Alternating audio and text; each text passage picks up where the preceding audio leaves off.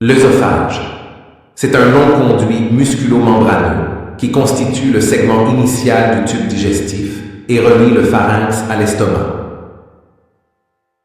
Il commence au niveau de la bouche de Killian, sphincter supérieur de l'œsophage, de niveau C6, traverse la base du cou, le médiastin postérieur, le diaphragme au niveau de T10 et après un court segment intra-abdominal, se termine au niveau du cardia, où se trouve le sphincter inférieur de l'œsophage. On distingue donc à l'œsophage trois portions. Une portion cervicale, elle fait suite au pharynx et se termine au niveau de l'orifice supérieur du thorax de niveau T2, où elle se continue par l'œsophage thoracique. Une portion thoracique, elle succède à la portion cervicale et se continue par la portion abdominale au niveau de l'orifice diaphragmatique de l'œsophage, l'hiatus œsophagien T10. Une portion abdominale, elle fait suite à l'œsophage thoracique et se termine au niveau du cardia. Il a une longueur moyenne de 25 cm. La portion cervicale mesure 5 cm de long. La portion thoracique mesure 17 cm. La portion abdominale, la plus courte, mesure 3 cm. L'œsophage a un calibre de 2 à 3 cm. Au cours de son trajet, il présente 4 rétrécissements qui sont de haut en bas. Le rétrécissement cricoïdien situé au niveau de l'orifice supérieur de l'œsophage, le rétrécissement aortique en regard de l'arc aortique, le rétrécissement bronchique en regard de la bronche principale gauche, le rétrécissement diaphragmatique au niveau du hiatus œsophagien.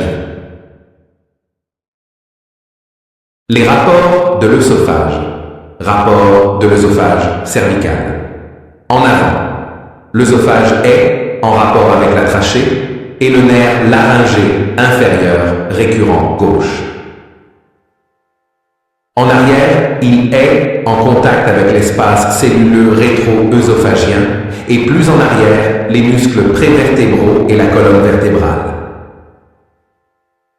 Latéralement, l'œsophage est en contact avec les deux lobes de la glande thyroïde. Les paquets vasculo-nerveux du cou, constitués par l'artère carotide, commune, veine jugulaire interne et nerf vague. Les artères thyroïdiennes inférieures. Le nerf récurrent laryngé inférieur droit monte sur le flanc droit de l'œsophage, à distance au début, puis en dedans de la gaine viscérale. Rapport de l'œsophage thoracique. Deux rapports importants, l'arc aortique et la crosse de la veine azygos, permettent de décrire à l'œsophage thoracique 3 étages, sus, inter et sous-azygo-aortique.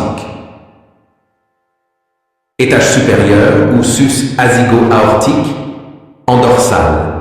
Le plan vertébral depuis T1 jusqu'au niveau de T3, T4.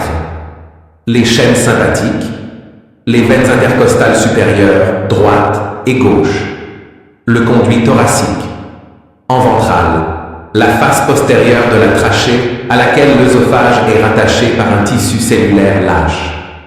Le bord gauche de l'œsophage déborde la trachée et forme l'angle trachéo-œsophagien.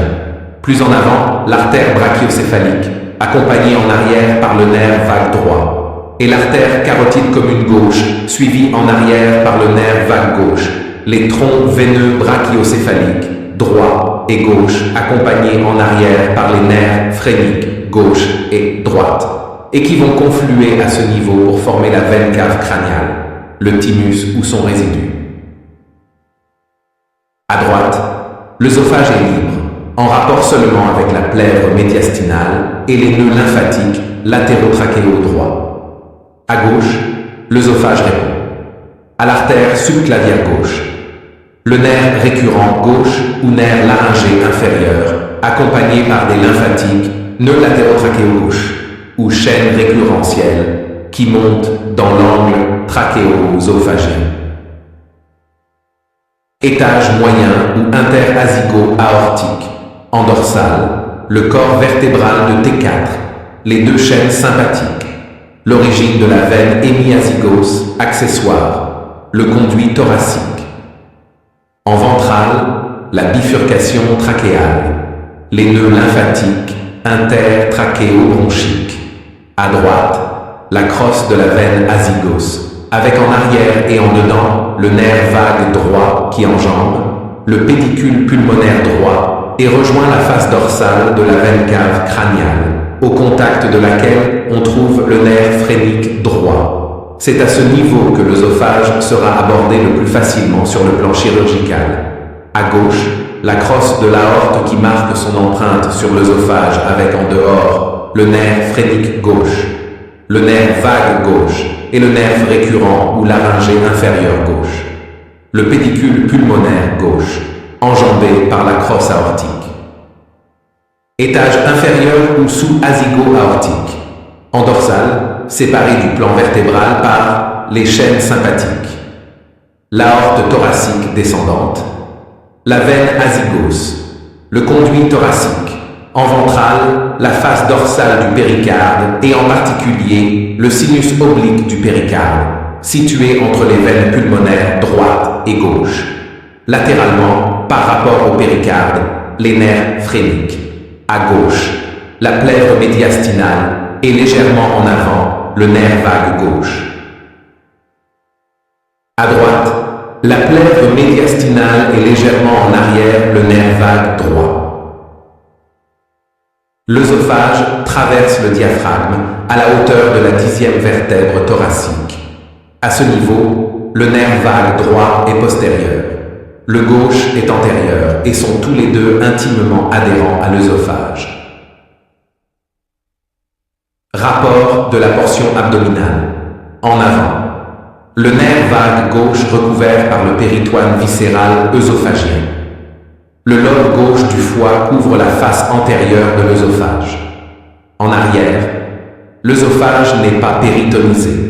Il est appliqué contre le pilier gauche du diaphragme. Plus en arrière, l'aorte abdominale et le rachis lombaire. Le nerf vague droit est intimement adhérent à la face postérieure de l'œsophage. L'œsophage est solidaire de tous ses organes rétropéritonéaux par du tissu scléreux dense. Ce tissu est nommé méso-œsophage. Le méso-œsophage ainsi que la membrane phréno-œsophagienne constituent des moyens assurant la fixité de l'œsophage abdominal et du cardia en intra-abdominal. En cas de hernie hiatale, ces moyens sont défaillants, autorisant ainsi l'ascension du cardia en intrathoracique sous l'effet de la poussée abdominale. Latéralement, à gauche, l'œsophage répond au ligament triangulaire gauche du foie. À droite, au ligament gastro-hépatique, ou petit omentum, comme vous le savez. Vascularisation de l'œsophage. Il n'y a pas de pédicule vasculaire propre à l'œsophage. Il reçoit tout le long de son étendue des branches provenant des vaisseaux voisins. La vascularisation artérielle de l'œsophage est assurée par 3 groupes de vaisseaux. Les artères œsophagiennes supérieures. Elles proviennent des artères thyroïdiennes inférieures et des artères bronchiques. Les artères œsophagiennes moyennes. Elles naissent directement de l'aorte.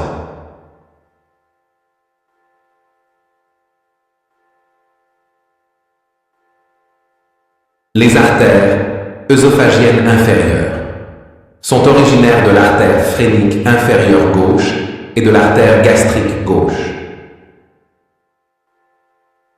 Vascularisation veineuse.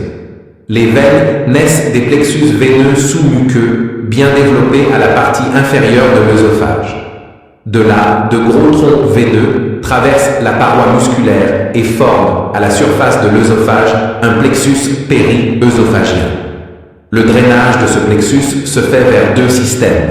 Système porte par l'intermédiaire de la veine gastrique gauche, système cave par l'intermédiaire de la veine diaphragmatique inférieure gauche qui se jette dans la veine cave inférieure. Ce double drainage fait que ces plexis veineux constituent des anastomoses porte-caves qui ne sont fonctionnelles que lorsqu'il existe une hyperpression dans le système porte.